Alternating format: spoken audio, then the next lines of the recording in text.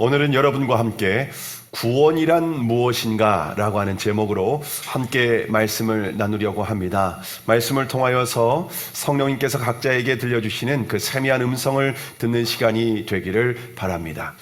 여러분, 오늘 구원이 무엇인지 설교하다 보니까 굉장히 중요하겠죠?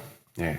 오늘은 여러분 너무 중요한 설교입니다. 여러분이 귀를 쫑긋 세우시고 내가 다 아는 말씀인데 여러분 그렇게 생각하지 않기를 바랍니다. 정말 집중해서 들으시고, 오늘 만약에 졸다가 중간에 졸다가 깨셔서 이렇게 잠깐 들으시는 분들은 이렇게 오해하실 수 있습니다. 심각한 오해를 하실 수가 있습니다. 그래서 여러분 집중해서 펜으로 적어가시면서 여러분 무엇보다도 오늘 하나님의 말씀에 집중하는 시간이 되기를 바랍니다.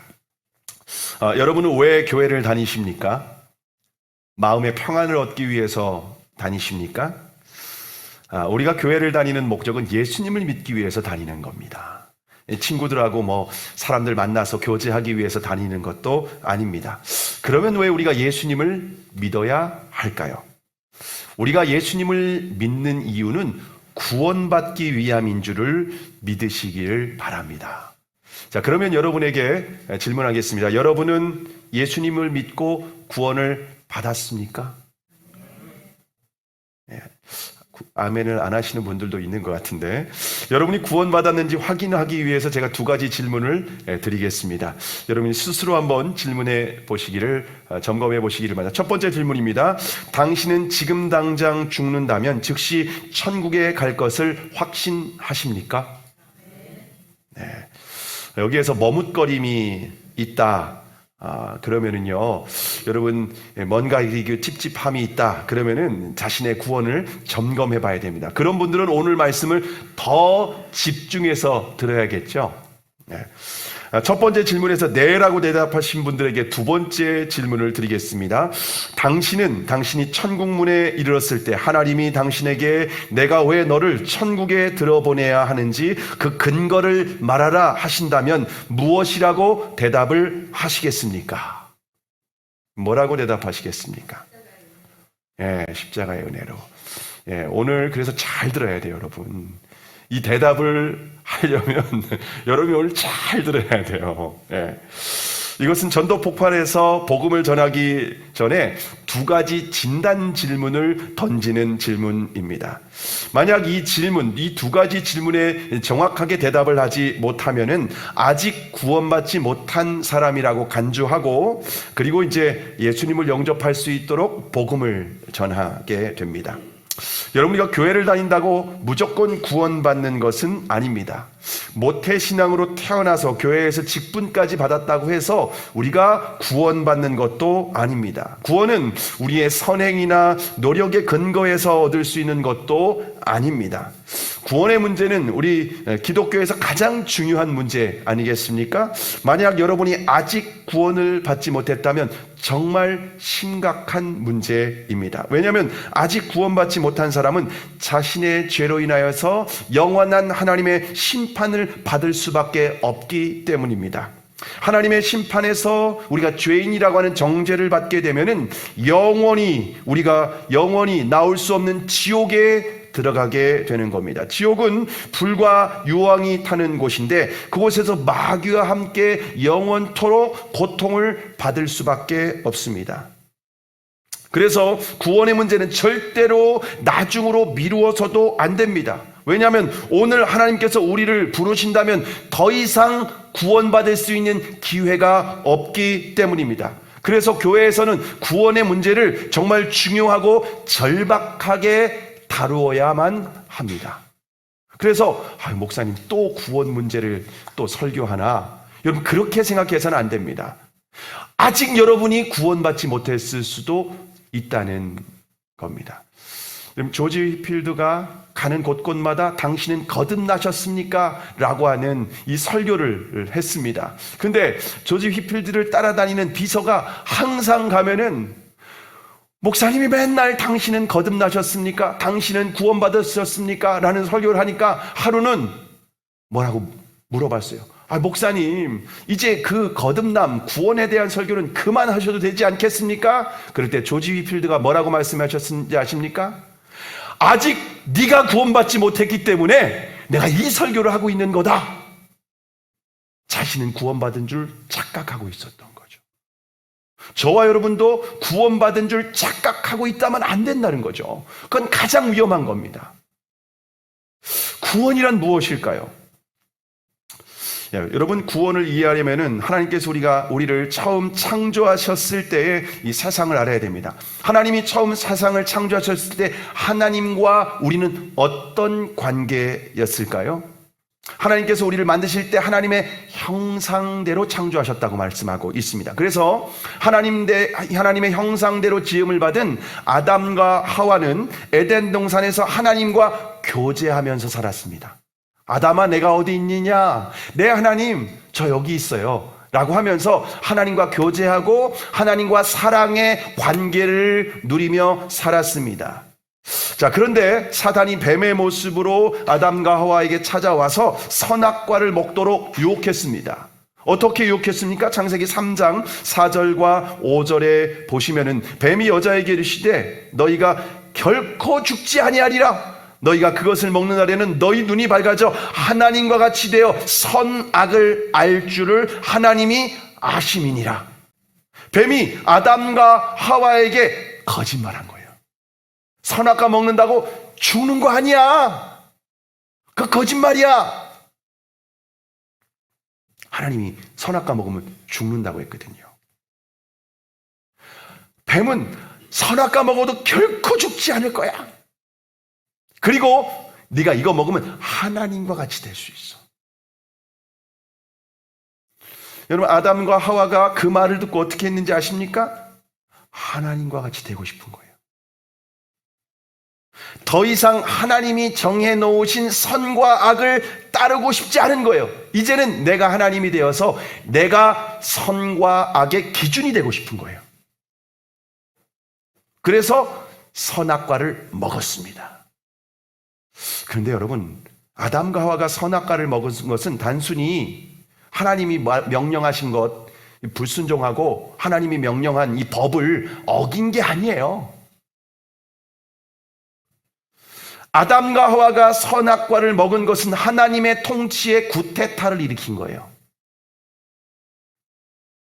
하나님의 나라에 내가 스스로 하나님이 된 존재라고 주장을 하는 겁니다.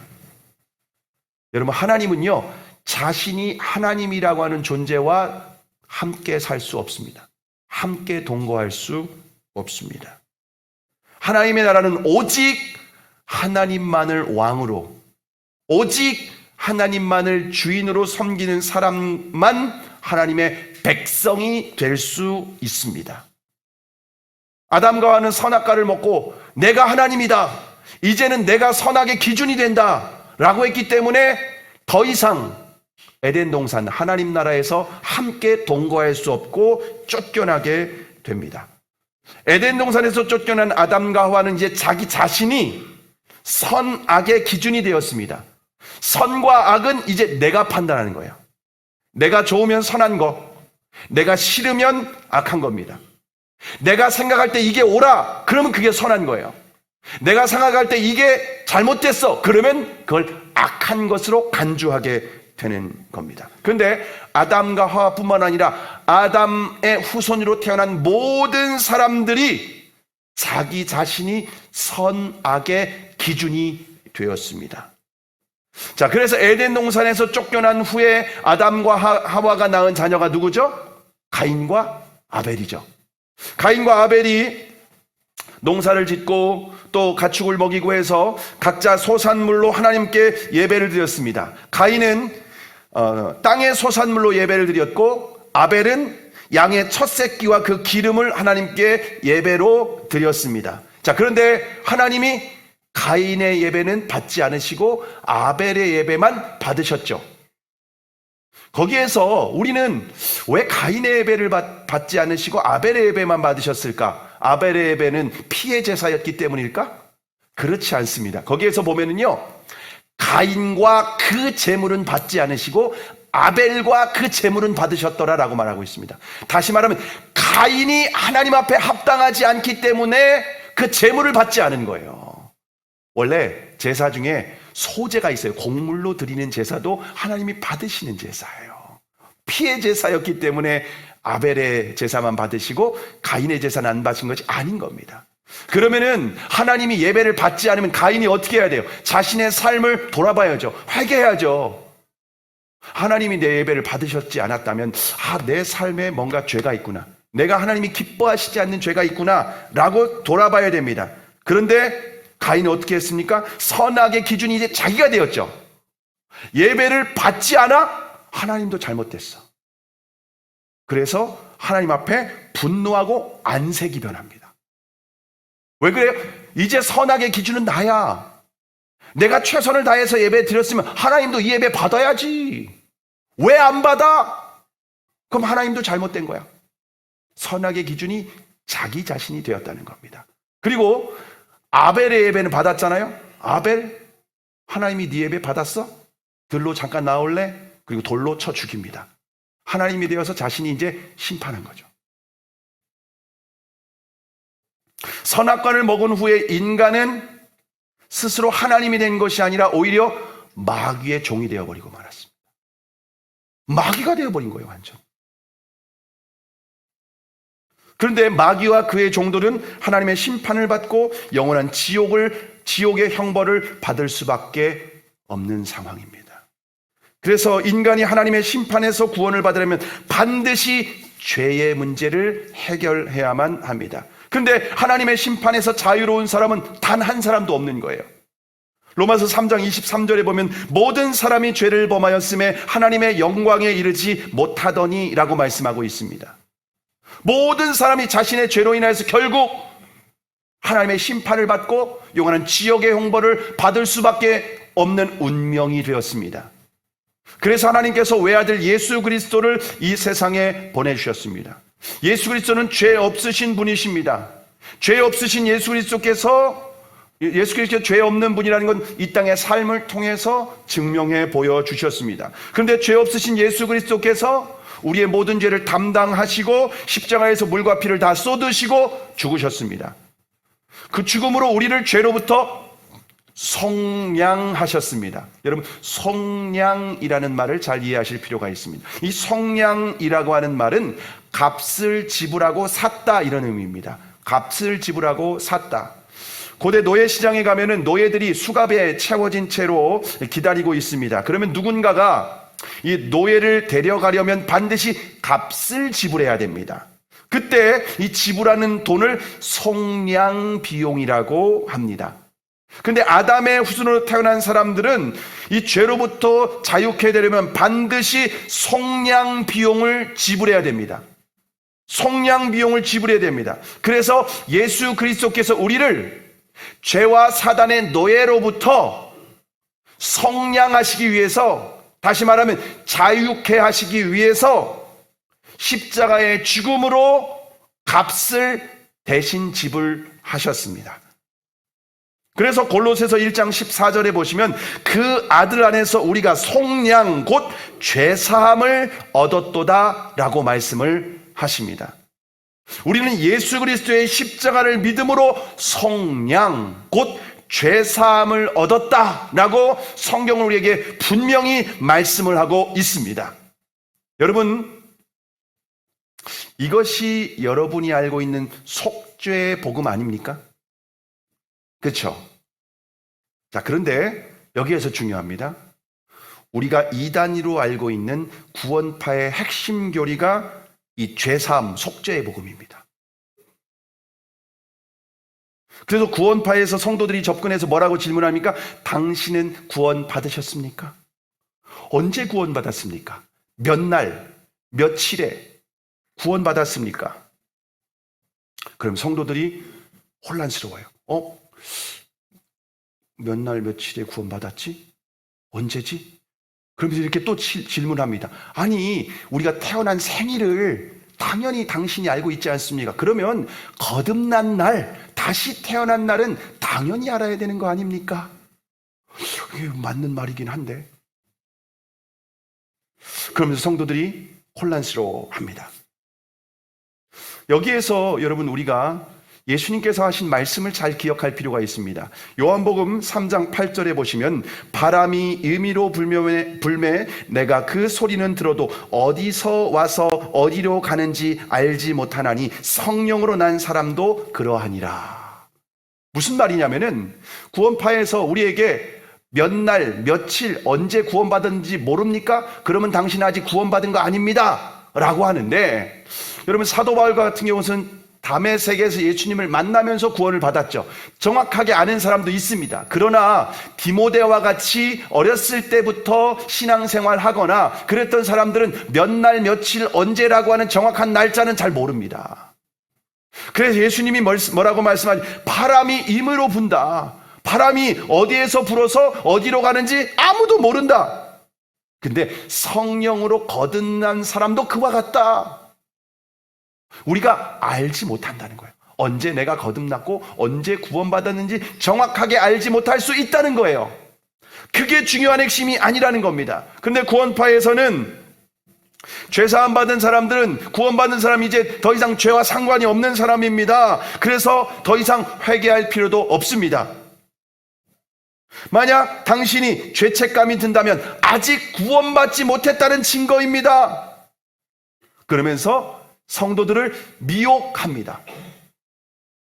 구원받았다고 했는데, 내 죄사함 받았다고 하는데 내가 죄책감이 들면 내가 구원받지 못한 건가? 죄사함 받지 못한 건가? 그러면서 혼란스러워하는 거예요. 그러면서 성도들이 미혹이 돼요. 근데 여러분 분명히 아시길 바랍니다. 우리가 예수님을 믿음으로 죄사함 받았다라고 하는 것은 우리가 이제 하나님께 용서받은 자녀가 되었다는 것이지, 이제부터 죄를 지어도 상관이 없거나 죄의 문제는 더 이상 신경 쓰지 않아도 된다는 말이 전혀 아닙니다. 오히려 구원받은 사람들은 죄에 대해서 더 민감해야 됩니다. 더 멀리해야 됩니다. 죄에 대해서는 철저히 경계해야 됩니다. 근데 한국교회 성도들은 대부분 구원파 신앙을 갖고 있습니다. 예수님의 십자가를 믿음으로 나의 과거, 현재, 미래의 모든 죄를 용서받았기 때문에 나 이제 무조건 구원받아. 내가 어떤 죄를 지어도 나는 이제부터 지옥 가기는 틀린 사람이야. 여러분, 그런 사람을 향해서 뭐라고 하는지 아십니까? 뱀파이어 크리스찬이라고 합니다. 뱀파이어 크리스찬. 여러분, 뱀파이어가 뭔지 아십니까? 영화에서 뱀파이어가 뭐냐면요, 사람들의 목을 탁 물고 피를 따라 빨아먹는 흡혈귀입니다. 귀신의 한 종류예요. 예전에는 드라큘라라고도 했습니다. 드라큘라 백작. 뱀파이어 크리스찬은 우리의 구원을 위해서 예수 그리스도의 피에만 관심을 갖는 사람을 말하는 겁니다. 예수님과의 관계는 관심이 없고 오직 예수님의 피만 빨아먹는 뱀파이어. 이게 바로 뱀파이어 크리스찬입니다. 구원파가 바로 뱀파이어 크리스찬이라는 거예요. 자, 그러면 뱀파이어 크리스찬이 뭐가 문제가 될까요? 제가 이 문제를 놓고 한 주간 기도했습니다. 하나님께. 하나님, 이걸 어떻게 설명하면 좋을까요? 그럴 때 하나님께서 딱 생각나게 해주신 성경의 한 사건이 있었습니다. 잘 들으시기 바랍니다. 출애굽기 32장에 보시면 모세가 시내산에 올라갔을 때 백성들이 밑에서 금송아지 우상을 만들어서 제사를 드렸습니다. 금송아지 우상에게. 그래서 하나님께서 모세에게 급히 내려가라. 그래서 모세가 내려오니까 금송아지 우상을 예배하면서 난리가 난 거예요. 그때 누구든지 여호와의 편에 선 자는 내게 나오라 라고 할 때 레위 지파가 나오게 되고, 레위 지파에게 모세가 명령합니다. 지금 이 중앙으로 칼을 차고 가면서 이 죄에 깊이 물들어 있는 사람을 다 죽여라. 그래서 자신의 형제 그리고 자신의 자녀를 3,000명가량 죽이게 됩니다. 레위 지파가. 그리고 모세가 하나님 앞에 가서 중보를 합니다. 왜냐하면 하나님께서 뭐라고 말씀하시면 이 죄인들, 이 사람들 내가 다 진멸하고 내가 모세 너를 통해서 내가 새로운 민족을 만들고 다시 내가 그 민족을 만들어서 가나안 땅으로 인도하겠다라고 말씀하셨기 때문입니다. 그래서 모세가 목숨 걸고 백성들을 위해서 살려달라고 중보 기도를 합니다.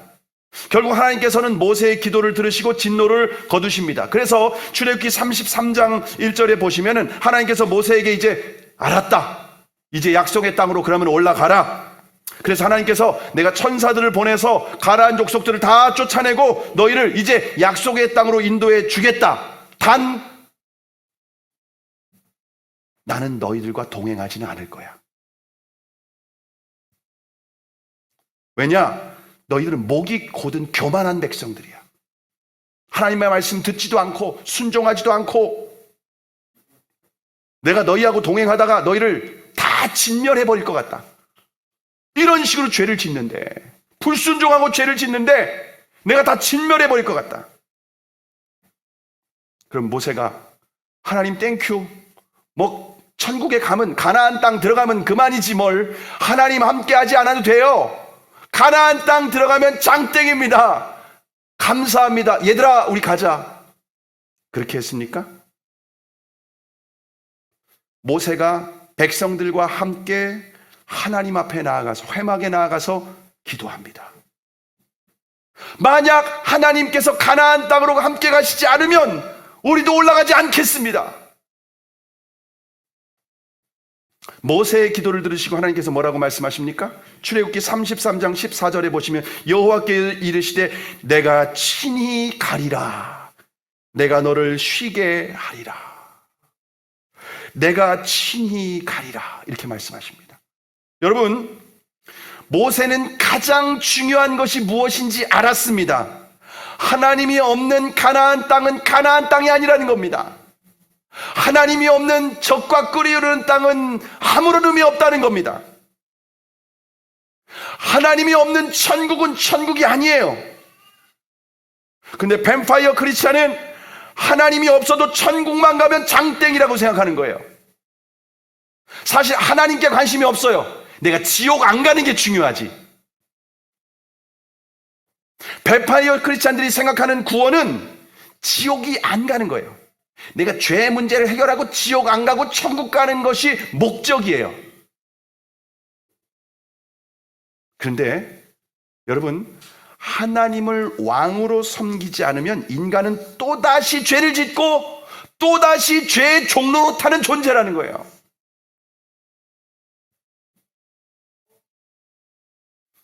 죄 사함 받고 지옥 가지 않는 것이 중요한 것이 아니라 하나님과의 관계를 회복하는 것, 그게 구원의 핵심이라는 겁니다. 자, 그러면 왜 예수님께서 십자가에 죽으셨을까요? 죄 사함보다 더욱 중요한 구원의 본질은 무엇일까요? 데살로니가 전서 5장 10절, 여러분 이 말씀은 꼭 암송하시기 바랍니다. 데살로니가 전서 5장 10절에 보시면 예수께서 우리를 위하여 죽으사 우리로 하여금 깨어있든지 자든지 자기와 함께 살게 하려 하셨느니라. 예수님께서 십자가에 죽으신 것은 우리와 함께 살기 위해서 죽으신 겁니다. 우리가 깨어있든지 잠을 자든지 예수님께서 우리와 함께 살고 싶으셔서 십자가에 죽으셨다는 겁니다. 에덴 동산에서 죄로 인하여서 깨어진 관계가 회복되어 예수 그리스도께서 우리와 함께 영원히 사랑의 관계를 누리며 살아가는 것이 바로 구원인 줄을 믿으시기를 바랍니다. 그러므로 예수 그리스도의 십자가를 믿음으로 죄사함 받은 사람들은 예수 그리스도와 함께 동행하는 삶으로 드러나야 되는 줄을 믿으시기를 바랍니다. 만약 죄사함을 받았는데 예수님이 우리 안에 함께 하시지 않고 예수님과 동행하는 삶으로 드러나지 않으면 그 사람은 뱀파이어 크리스찬이라는 거예요. 예수님의 피에만 관심이 있어요. 죄사함 받고 지옥 안 가는 것이 중요해요. 하나님과의 관계 회복이 되어서 함께 동행하는 건 전혀 관심이 없는 사람이라는 거예요. 그건 구원이 아니에요. 이단이라는 거예요.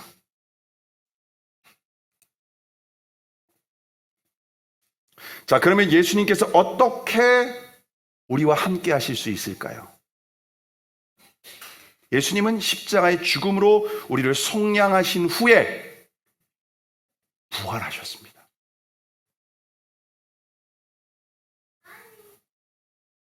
예수 그리스도께서 하나님의 아들이시며 하늘과 땅의 모든 권세를 가지신 분이라는 것을 부활을 통해서 확증해 주셨습니다. 제가 부활주일에 한 말씀이죠. 부활하신 예수 그리스도께서 하늘로 승천하셔서 하나님 보좌 우편에 앉으셨습니다. 그 사건을 베드로전서 3장 22절에 보면 그는 하늘에 오르사 하나님 우편에 계시니 천사들과 권세들과 능력들이 그에게 복종하느니라. 이제 예수 그리스도는 하늘과 땅의 모든 권세를 가지시고 모든 만물을 통치하시고 다스리시는 만왕의 왕이시며 만주의 주라고 하는 사실이 예수 그리스도의 부활과 승천을 통하여서 우리에게 확증해 주신 겁니다. 자, 그러면 하나님 보좌 우편에 계신 예수님, 어떻게 우리와 함께 하실 수 있어요? 하나님 우편에 앉아 계신 그 예수 그리스도께서 예수님을 주님으로 믿고 따르는 사람들에게 오순절날에 약속하신 성령을 보내주셨습니다. 오순절에 임하신 성령을 로마서 8장 9절에서 보면은 그리스도의 영이다 라고 말하고 있고, 사도행전 16장 7절에 보시면 예수의 영이라고 말씀을 하십니다. 성령님은 예수 그리스도의 영이십니다.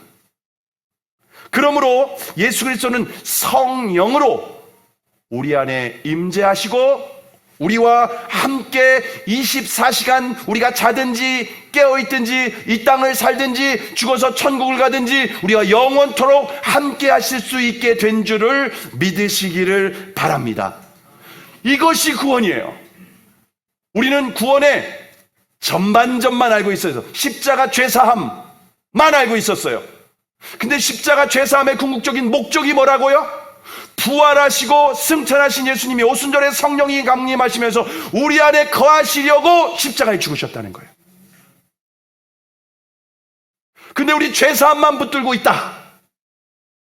예수님과 함께 동행하는 삶이 없이 뱀파이어 크리스찬이라는 거예요. 피에만 관심이 있어요. 지옥 안 가면 그만이지. 가나안 땅 들어가면 그만이지. 하나님 관심 없어. 창세기 3장에 보면요, 구원받았을 때는 하나님과 교제하고 타락하기 이전에 하나님과 동행하고, 그래서 하나님의 형상을 우리는 지음받고 하나님과 소통하고 하나님을 사랑하고 하나님을 알아가고 닮아가고, 그것을 회복하는 것이 구원입니다.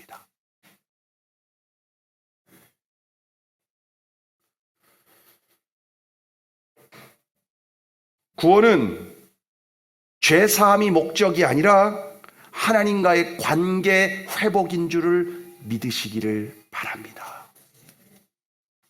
오늘 찬양 가사 기억나십니까? 배 목사님하고 제가 어떤 설교를 할지를 미리 상의하지 않아요.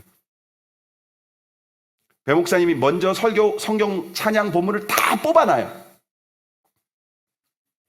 저는 목요일날 오후에 성경 본문하고 제목을 줍니다. 금요일날 오후에. 근데 오늘 찬양의 가사가 여러분 기억나십니까? 결국 내 주님과 함께 사는 것, 영원히 사는 것, 이게 구원이에요. 영원히 예수님과 함께 사는 사람들의 고백은 뭔지 아십니까? 내 구주 예수를 더욱 사랑. 이게 구원받은 사람들만이 할 수 있는 고백입니다. 자, 그러면 구원의 확신은 무엇으로 확인할 수 있을까요? 구원의 확신은 무엇으로 확인할 수 있을까요? 오늘 보면 고린도후서 13장 5절의 말씀을 우리가 함께 읽겠습니다. 시작. 너희는 너희 믿음 안에 있는가? 너희 자신을 시험하고 너희 자신을 확증하라. 예수 그리스도께서 너희 안에 계신 줄을 너희가 스스로 알지 못하느냐? 그렇지 않으면 너희는 버림받은 자니라. 구원받은 사람들은 그 마음에 예수 그리스도께서 성령으로 임재하고 계시다는 거예요. 예수 그리스도의 영이신 성령님이 함께 하십니다. 구원의 확신은 성경 공부와 교리를 얼마나 정확하게 아는가의 문제가 아닙니다. 구원과 관련된 성경 구절을 내가 얼마나 딸딸딸 암송하고 있는가? 아닙니다. 구원의 확신은 내가 주일 예배를 얼마나 빠지지 않고 열심히 참석하고 봉사하는 문제도 아니라는 겁니다. 구원의 확신은 내 안에 예수 그리스도께서 함께하고 계시는가? 이걸 확인하는 거예요. 만약 모태신앙으로 태어나고 열심히 봉사하고 직분도 받았고 주일 예배에 빠지지도 않고 근데 예수 그리스도께서 그 사람 안에 거하지 않아. 버림받은 자입니다. 구원받지 못한 자라는 거예요. 오늘 본문이 그렇게 말씀하고 있지 않습니까? 아무리 속죄의 복음을 믿는다 할지라도 맨날 구원 입에 그렇게 딸딸딸 달고 살지라도 만약 예수 그리스도께서 그 안에 거하시지 않는다면 구원받은 사람이 아닙니다. 뱀파이어 크리스찬입니다. 피만 빨아먹는 귀신 같은 존재라는 거예요. 자, 그러면 예수님께서 우리 안에 거시는 걸 어떻게 알 수 있습니까?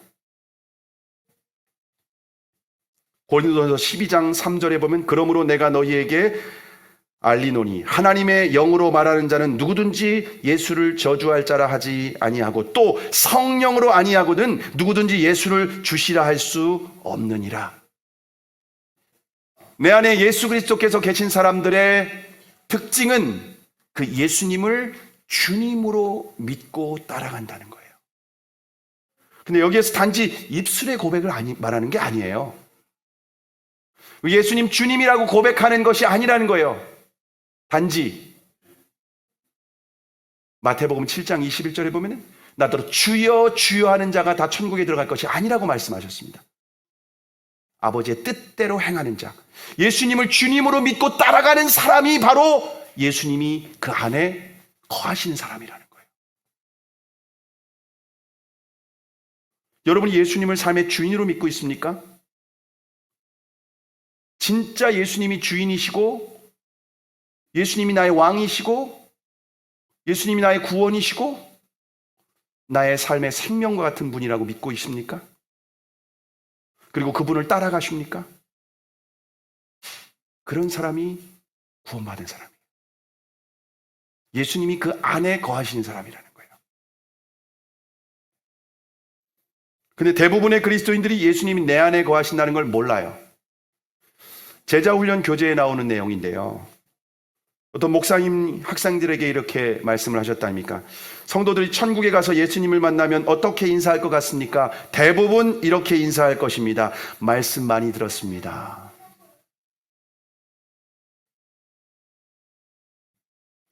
그 말을 듣고 학생들이 다 많이 웃었대요. 근데 이건 여러분 심각한 문제입니다. 우리가 구원파처럼 예수님을 믿고 있는 거예요. 예수님 나 십자가 믿으니까 죄사함 받았지, 천국 티켓 받았지. 예수님과 인격적인 관계는 전혀 없어. 그러니까 천국에서 예수님 만나고 말씀 많이 들었습니다. 내가 예수님을 믿는 목적은 심판대에서 지옥 가지 않기 위해서가 아닙니다. 예수님 십자가에 죽으신 목적은 우리와 함께 살기 위한 겁니다. 그래서 매 주일마다 예수님과 동행합시다. 동행이 구원의 목적이고 구원의 핵심입니다. 여러분 안에 예수 그리스도께서 계십니까? 벌써 이렇게 목소리가 이렇게 좀 작아지고 소극적이 되었어요. 처음에 구원 받으셨습니까? 네, 좀 큰 소리로 했는데. 성도님이 구원 받았냐고 예수님께서 계시냐고 하면은 다 아멘이라고 대답을 합니다. 근데 대부분 예수 그리스도와의 인격적인 교제를 통해서 알아가는 관계가 아닙니다. 지식적으로 알아요. 성경에 그렇다고 하니까. 내 안에 예수님이 계시다는 것을 인격적인 관계로 아는 것이 아니라 성경을 지식적으로만 아는 거예요. 예수님이 내 안에 계시다고 하는데 여전히 불평, 원망, 두려움 사라지지 않습니다. 내 나쁜 성질 하나 바꾸지 못합니다. 가정에서 기분 나쁘면 부부싸움합니다. 자녀들에게 독한 말을 서슴지 않고 내뱉습니다. 작은 죄의 유혹도 이겨내지 못합니다. 죄의 유혹이 강해서가 아니라 예수 그리스도께서 내 안에 계신 것을 진짜 믿지 않기 때문입니다.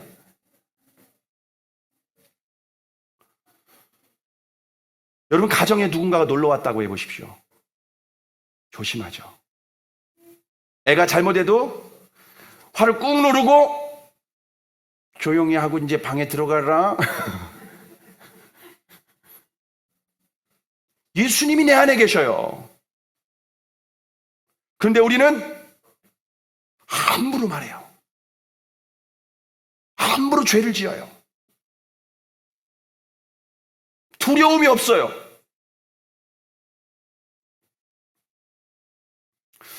여러분, 제가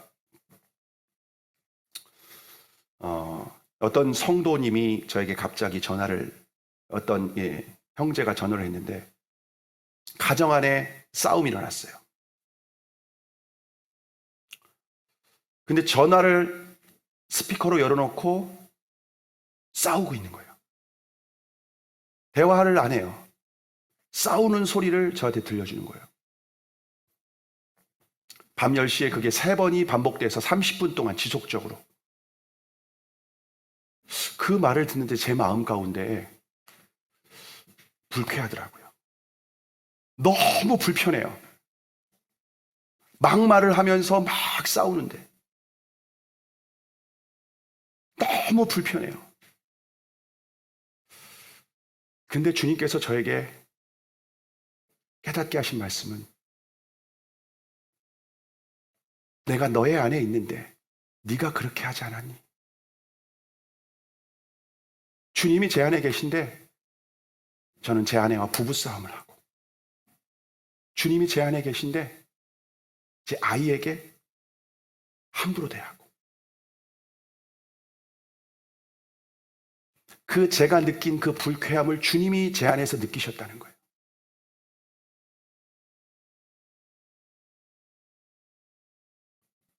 정말 예수님이 우리 안에 계시지 않으면 우린 구원받지 않은 거예요. 로마서 8장 9절에 누구든지 그리스도의 영이 없으면 그리스도의 사람이 아니다라고 얘기했어요.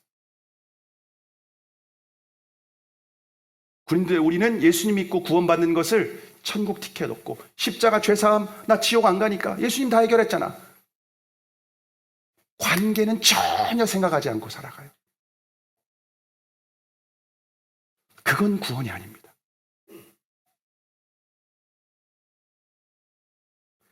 예수님을 그 안에 모시고 살아가는 사람들은 반드시 삶의 열매가 나타납니다. 어떤 열매요? 예수님을 닮은 열매가 나타납니다.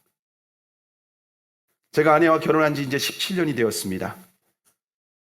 제가 제 고등부를 맡았을 때 결혼했는데, 그때 애들이 결혼식에 와서 미녀와 야수라고 놀렸습니다.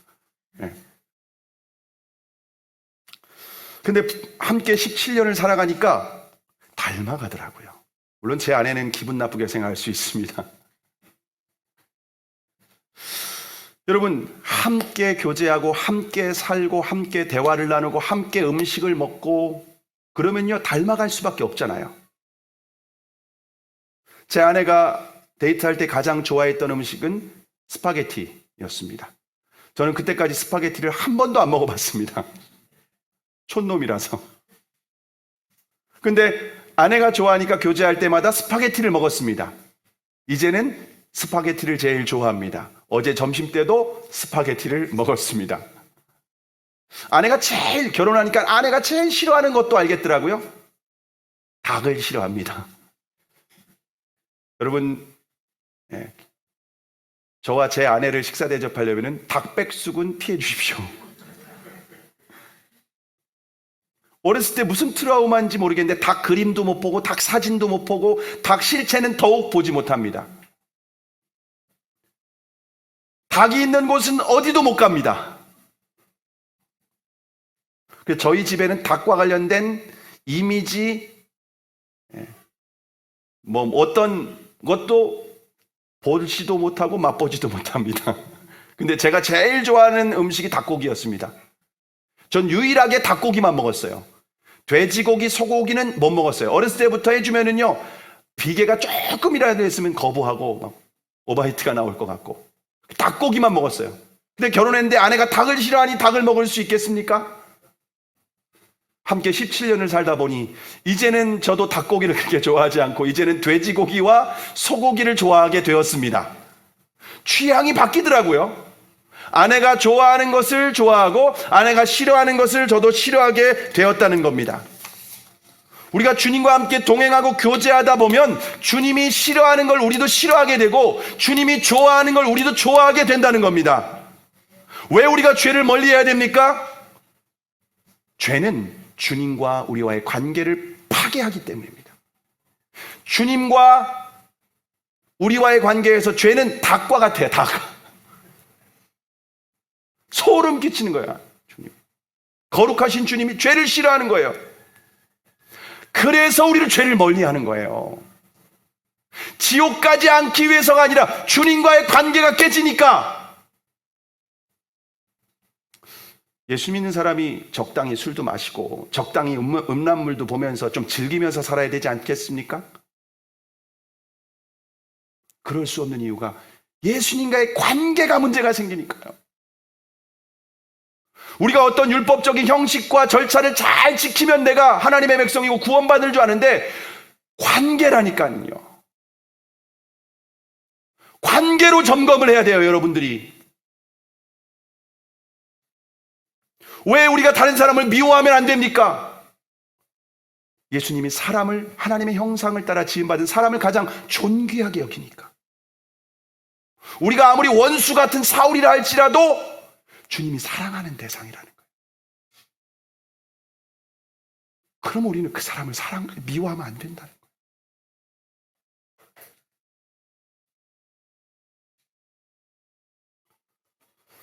우리가 아무리 좋아하는 것이라고 할지라도 주님이 싫어하면 우리도 멀리해야 되는 거죠.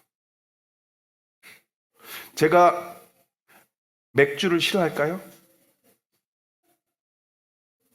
여름에 휴가를 가서 더운 날 시원하게 맥주를 착 타서 마시면 시원하고 좋죠. 주님이 싫어하셔요.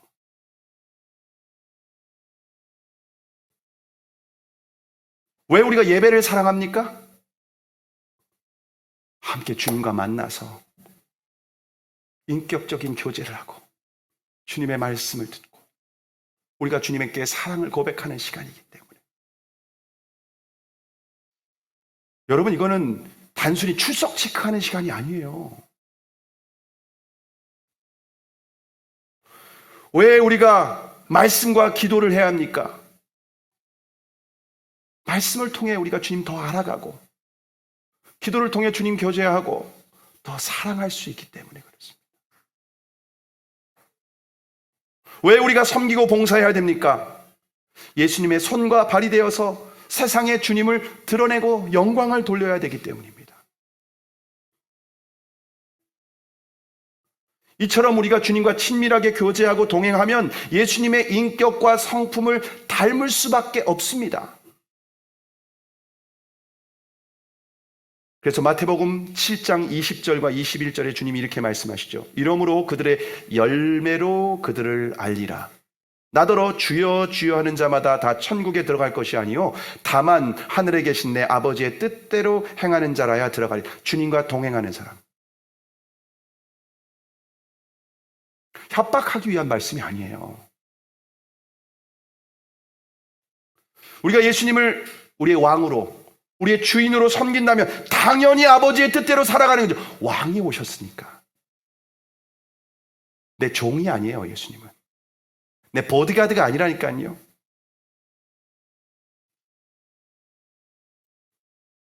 그분과 인격적으로 교제하고 알아가고 사랑하고 동행하면 당연히 우리의 인격과 성품 가운데 성령의 열매가 맺혀지게 되는 줄 믿으시길 바랍니다. 그러면 가정에서, 교회에서, 그리고 세상에서 예수 그리스도의 향기가 드러나는 거예요. 저 사람 예수님 믿는 사람 많네. 저 사람 안에 예수님 계시네. 내 승질대로 살아가니까가 그런 게 아니라, 성품 좋은 사람이 아니라 예수님과 동행하는 모습이 드러나는 거예요.